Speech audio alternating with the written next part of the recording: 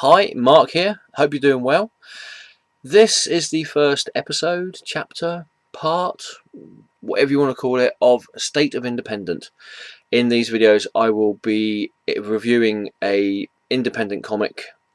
Sometimes I might delve into one of the big two, DC and Marvel, but I think that they've got enough coverage on the internet with everybody reviewing all their comics all over the place. So I thought I'd use this to highlight some independent comics that I think either you guys out there would be interested in picking up and reading, or possibly, and hopefully not so much, wanting to leave on the shelf.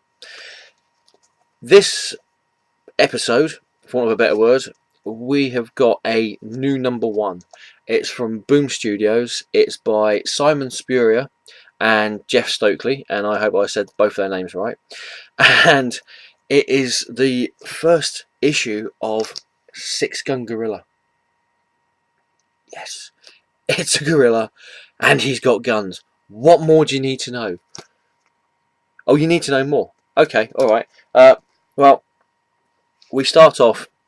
We're on a desolate, war-torn planet, and inside a troop carrier going across this planet, we find ourselves surrounded by soldiers and a group of people who are known as Wholeheads.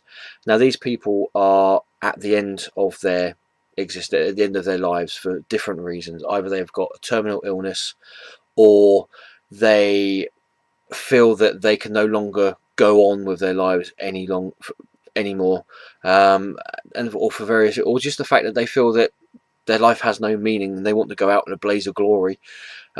These people are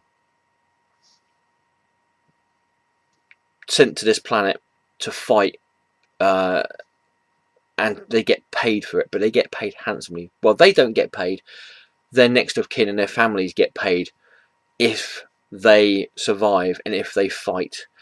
We very quickly find out that chances are you might not even get a chance to fight, as soon as the doors open to the transport carrier, heads start exploding.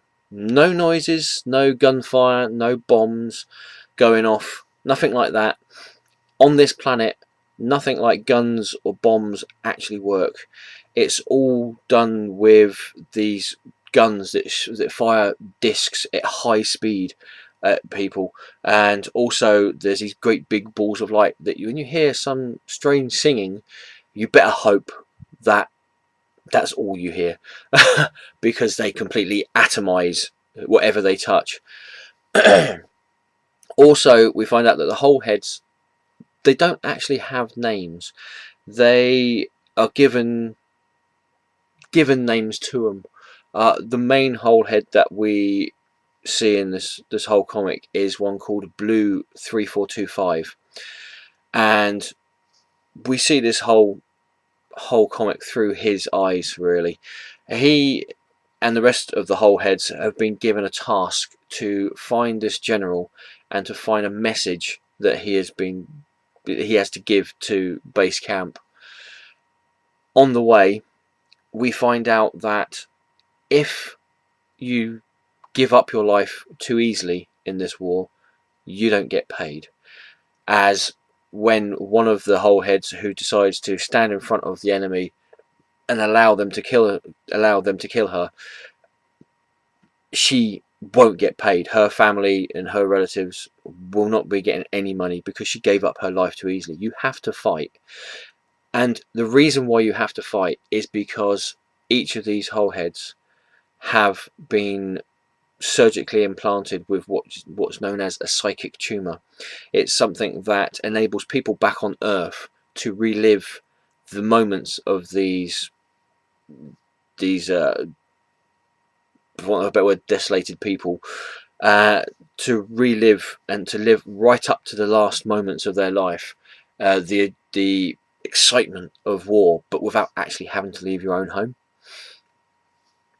Very quickly, all of the people that Blue 3425 came on the planet with are just eviscerated, wiped out in the most glorious ways. You've got one that is skewered on the horns of this strange mutated ox creature, another one who's atomized by one of these singing balls of light that you don't realize is going to be coming anywhere near you until it's too late. Most of them are wiped out by these disc guns that just rip through them and slice and dice like a Magimix in the air. Blue 3425, and for easiness sake, we'll just call him 3425 from now on. He comes across this general who gives him the message that the camp needs to be careful because there's going to be what's known as a blister quake, which is like an earthquake but on a much higher magnitude. Unfortunately, the blister quake has already happened and the message is completely defunct, completely null and void. The general then gives 3425, I know I should have called him Blue, 3425 a new task to take on. He has got to take a watch or medallion for the general and get it back to Earth to give to his wife. We see on Earth that people are wearing what look like virtual reality helmets, which enable them to experience the end of the lives of these whole heads. And we also see in a darkened room what appears to be a television executive and a couple of generals talking about 3425 and what's happened to him on the planet. The fact that, you know, that he's been given this watch to get back to Earth. They quickly check their demographics and their audience interest in this, and they find out that actually, yeah, this could be good for ratings actually. So they let it go on. As 3425 is just about to get ready to get to camp, he comes across a group of deserters, soldiers from each side of the war that have decided that they've had enough. They're going to become bandits and they're not going to fight in this war anymore. The bandits, the deserters, see this medallion around 3425's neck and they say they want it. They tell him to give it to him.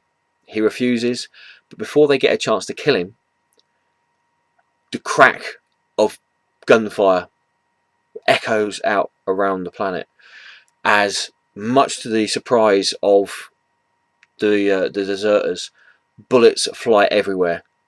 Not just bullets, they're more like missiles really, that just blow up everything in their path.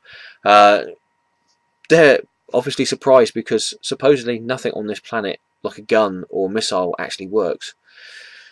When the last of the bandits falls to the ground, dead and riddled with bullet holes, 3425 realizes who his savior is.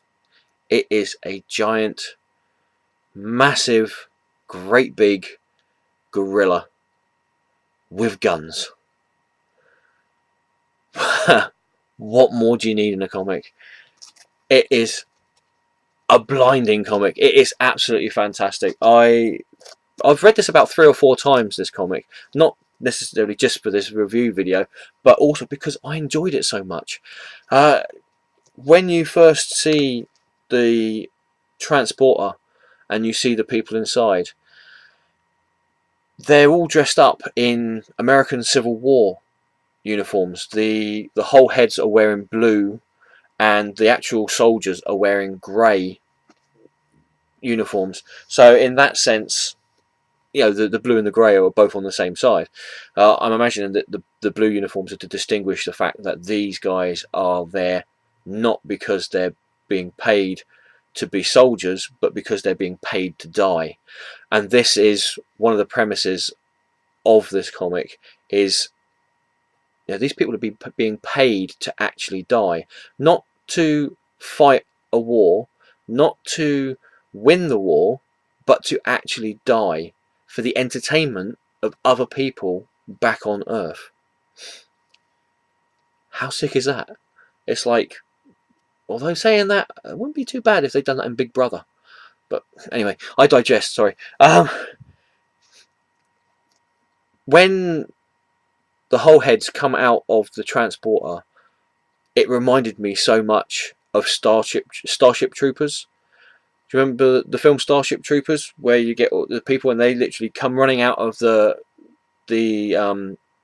vehicles, and the insects just rip them apart and start killing people as soon as they start running off the transporters. Now, this is what happens in this movie, but instead of insects, they are silent, razor sharp discs of death that completely eviscerate and decimate and decapitate people left, right, and centre. It's like Dunkirk on meths. It's the only way I can describe it, really.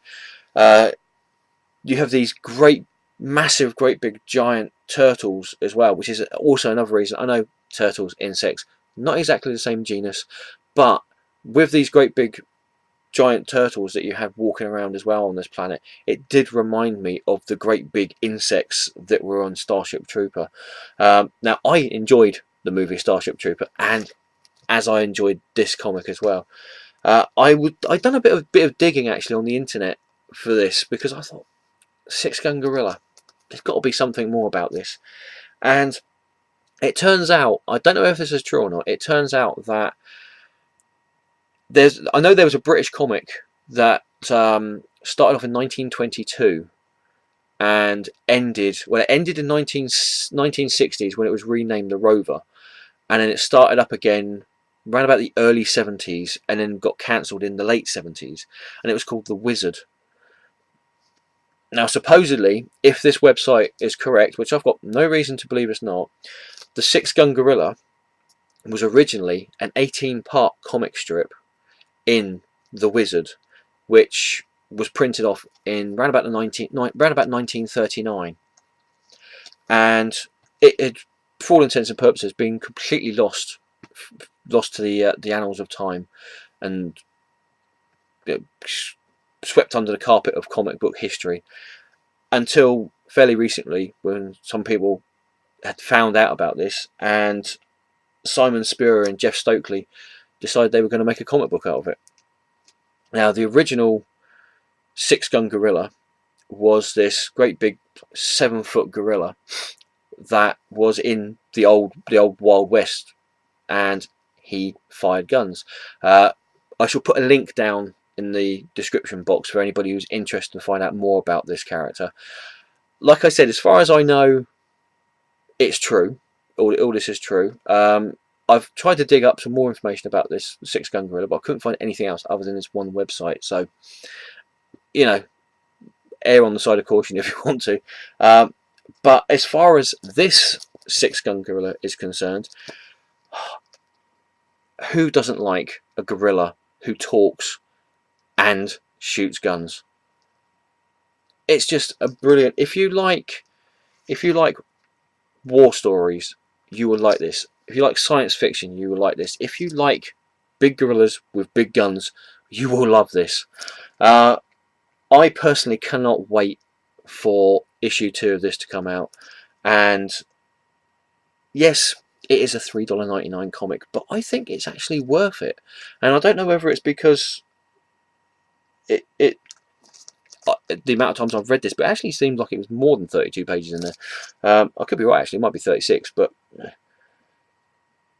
if I had to give it a rating out of 10, I would say 8 out of 10. Definitely worth picking up. So there you go. That is my first video for State of Independent. I hope you enjoyed it. Please leave any comments you want to down below, in the comment section down below. And I will see you all very, very soon, I'm sure. Enjoy the comics that you read, and ta-ta for now.